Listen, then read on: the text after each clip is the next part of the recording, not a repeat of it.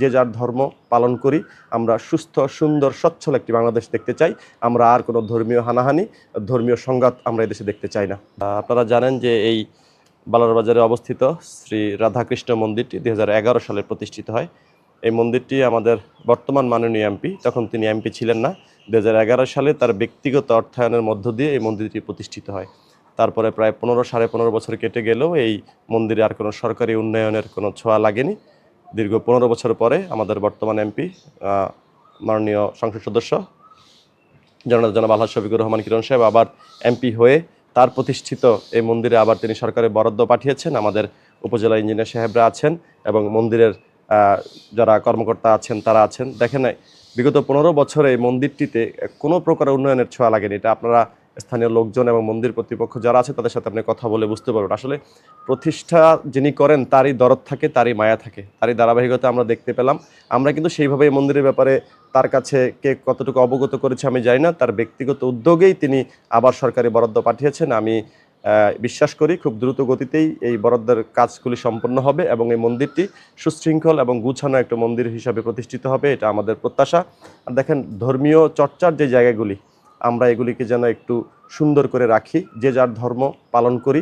আমরা সুস্থ, সুন্দর, সচ্ছল একটি বাংলাদেশ দেখতে চাই। আমরা আর কোনো ধর্মীয় হানাহানি, ধর্মীয় সংঘাত আমরা এদেশে দেখতে চাই না। ধন্যবাদ সবাইকে। নমস্কার। আলহাজ শফিকুর রহমান কিরণ সাহেবের জন্য আমরা সবাই আশীর্বাদ করি, দোয়া করি কিরণ সাহেব যেন আমাদের পাশে সবসময় থাকে। শ্রী শ্রী রাধাকৃষ্ণ মন্দিরের পক্ষ থেকে আমি যে বক্তব্যটা দিচ্ছি তা হলো দীর্ঘ 15 বছর আগে যে কিরণ সাহেব আমাদেরকে অর্থ দিয়ে তার নিজের অর্থে আমাদেরকে এই মন্দিরটা প্রতিষ্ঠিত করেছে, তার 15 বছর পরে এসে তার মাধ্যমে এমপি মহোদয় সে এমপি হয়ে আমাদের এই মন্দিরটা আবার পুনরায় সংস্কারের কাজ চালু করেছে। তাই আমি মন্দিরের পক্ষ থেকে সংখ্যালঘু যারা আছে, ধর্মীয় হিন্দু ধর্ম যারা আছে, হিন্দু ধর্মাবলম্বী ভাইয়েরা আছে, সনাতনী যারা আছে, তাদের পক্ষ থেকে আমি এমপি মহোদয়কে শুভেচ্ছা ও অভিনন্দন দিচ্ছি। তাই তাকে উপরওয়ালা যাতে দীর্ঘায়ু করে, তাকে আমরা বারবার এমপি হিসাবে পেতে পারি এবং আমাদের মন্দিরের স্বার্থে, মন্দিরের উন্নয়নের স্বার্থে আমরা যাতে তাকে আবার বারবার পেতে পারি। ধন্যবাদ।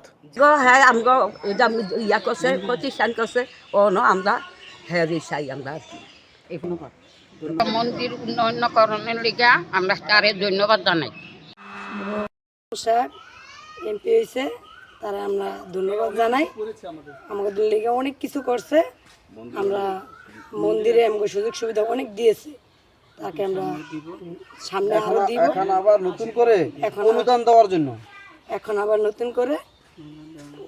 অনুদান দেওয়ার জন্য তাকে ধন্যবাদ দেওয়া হচ্ছে।